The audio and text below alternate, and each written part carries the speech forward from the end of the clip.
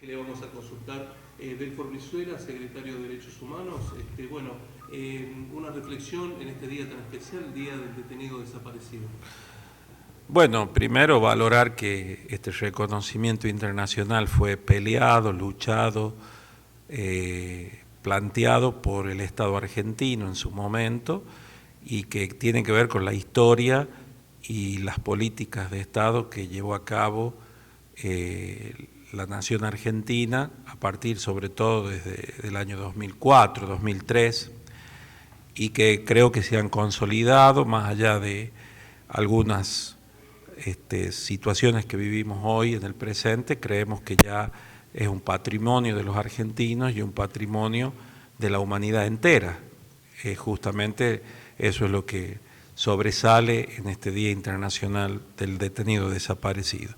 Lo otro que nos parece a nosotros, lo dije en un documento que escribí esta mañana, que es también un momento oportuno para ratificar las políticas de memoria, verdad y justicia, vinculadas a esta figura que de algún modo fue original en la Argentina, aunque ya había habido en principios o mitad del siglo XX, sobre todo en Argelia y en otros territorios, prácticas vinculadas a la detención y desaparición de personas, pero del modo sistemático, planificado y tan generalizado solamente pasó en la Argentina y está el antecedente de Chile. Así que nos parece que, bueno, que es muy importante que el propio Estado, que es el que ha llevado adelante prácticas horrorosas de terror contra la población civil y contra la población opositora políticamente al régimen que estaba vigente, sea el propio Estado el que haya llevado a cabo los juicios, la nulidad de las leyes llamadas de impunidad y de olvido, y después toda un programa estatal para acompañar el proceso judicial de reparación histórica de esa etapa de la Argentina de tanta crueldad y de tanto terror. Después de mucho tiempo. Después de mucho tiempo, somos ejemplo, es prácticamente una política insignia en el mundo, que por eso tenemos que estar orgullosos y defenderla. Sobre todo cuando de nuevo en el país surgen voces que empiezan a hablar en algunos medios, como a querer poner en jaque esta política, es el momento de ratificarla con mucha fuerza.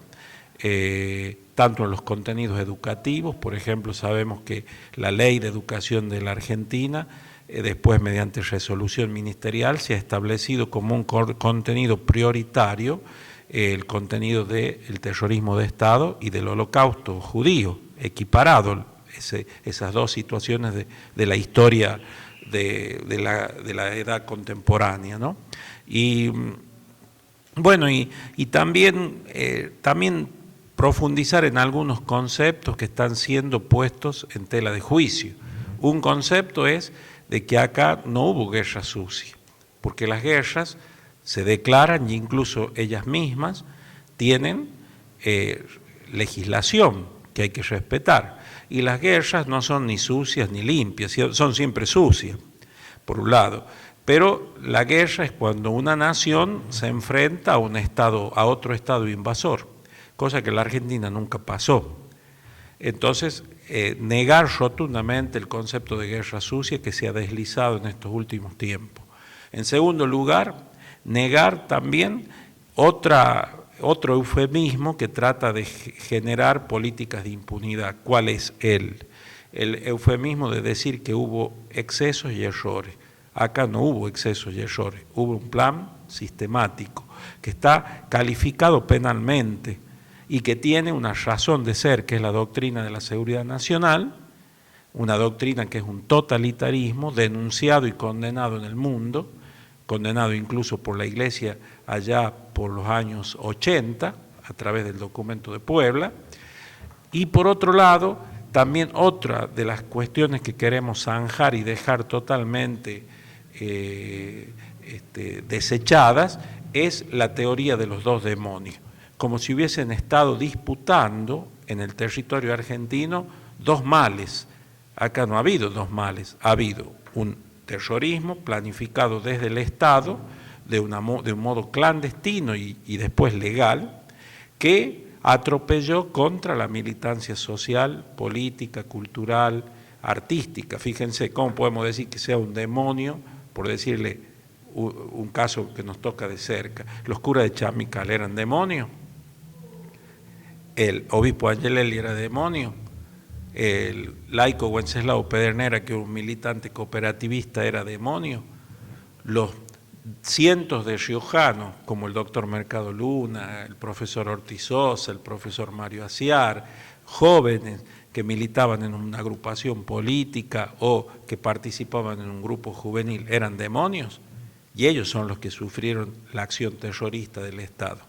Entonces, ese es otro concepto que queremos plantear con mucha fuerza. Y por otro lado, profundizar en algo que no puede quedar a mitad de camino, que son los juicios. Los juicios en todo Estado de derecho, Estado democrático, siempre es una forma de reparación y de confianza que genera el Estado en la propia sociedad.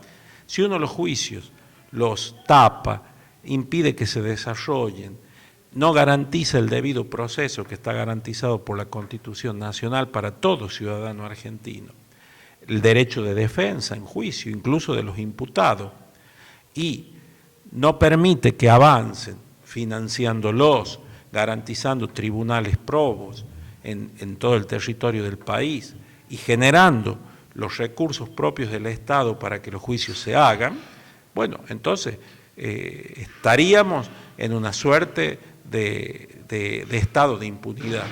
Y por eso queremos, en este Día del Detenido Desaparecido, ratificar que deben continuarse los juicios que nos han hecho tanto bien. Hace poquito ha terminado el de La Perla, un juicio emblemático y que ha tenido 28 condenas a perpetua.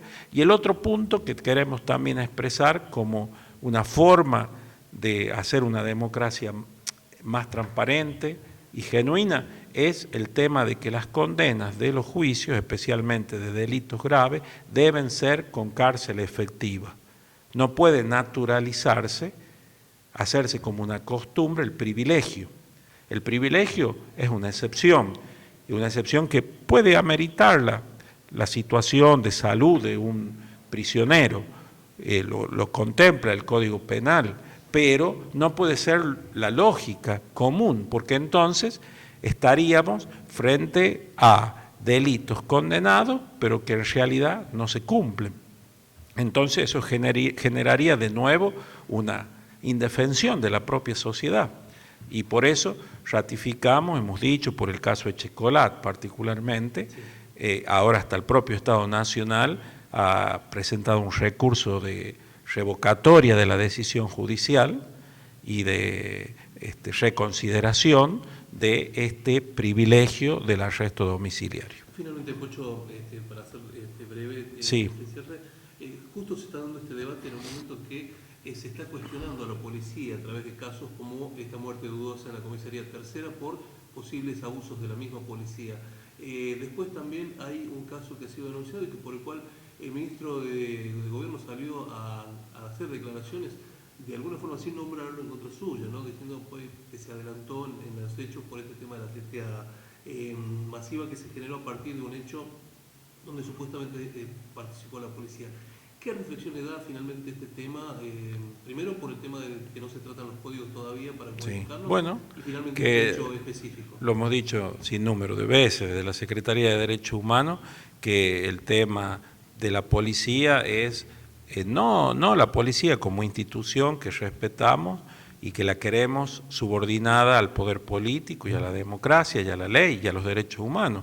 Esa es la policía que queremos y sabemos que la mayor parte de los miembros de la policía tratan de cumplir con eso. Ahora, cuando se generan prácticas y en vez de extirparlas se las apaña, estamos generando la posibilidad de que la policía esté al margen de la ley, al margen del paradigma de derechos humanos que ha asumido el país nuestro, la Argentina, firmando los convenios internacionales, y algunas de esas cosas que facilitan estas prácticas, que van contra la propia democracia, son, por ejemplo, la no revisión de códigos que son contrarios prácticamente a los derechos humanos, como son los códigos contravencionales de la dictadura. Eso los tenemos que cambiar, y eso no es una posición personal mía, es una posición de toda la democracia argentina y creo yo de todas las fuerzas democráticas de La Rioja. Entonces eso es una urgencia.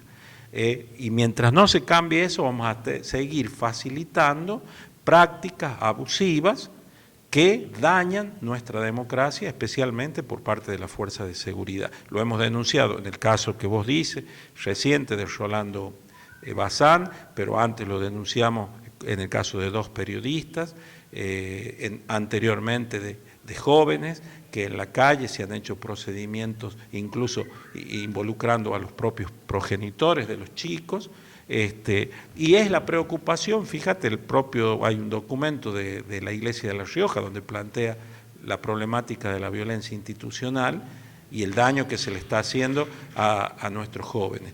Y lo otro que vos dices de la teteada, primero eso es una cuestión que ha sido generada por la propia sociedad. Nosotros en ningún momento hemos estado en la convocatoria de ninguna teteada. Frente a un hecho que fue noticia, sí que dijimos de que hay un derecho superior a cualquier otro, que es el derecho a la salud y a la alimentación. Y sobre todo hay un interés superior que ya está en la jurisprudencia, que es el interés superior del niño. Siempre que hay un derecho en colisión con otro y hay un niño de por medio, es superior el interés del niño. Y en este caso es claro, el interés de alimentarse de un niño, que es niño además en situación de lactancia, que es todavía mayor, y lo que parece raro que en un gobierno como el nuestro, que es peronista, que históricamente que hemos dicho que los únicos privilegiados sean los niños, pongamos en tela de juicio esa situación. Más vale, hay que pensar cómo formar a nuestros cuadros policiales para que aprendan estos derechos y los pongan en práctica, no solo los cuadros policiales, los controles municipales e incluso la cultura popular, para que en la calle no nos pase que a veces incluso ha sucedido que en un templo se corra a la madre con el niño porque le tiene que alimentar, mientras que por otro lado a veces se cuestiona a un sacerdote porque dice saca la teta y dale de comer al hijo para que no llore en medio de una misa, por ejemplo, y eso está bien. Y a veces la realidad de la sociedad misma, que culturalmente está mal formada, dice, uy, ¿cómo ha permitido eso? Como si fuera una barbaridad. Y no es ninguna barbaridad, es un derecho humano básico, alimentación y salud, y un derecho de un niño. Perfecto, muchísimas gracias, Pocho. Vamos a ver si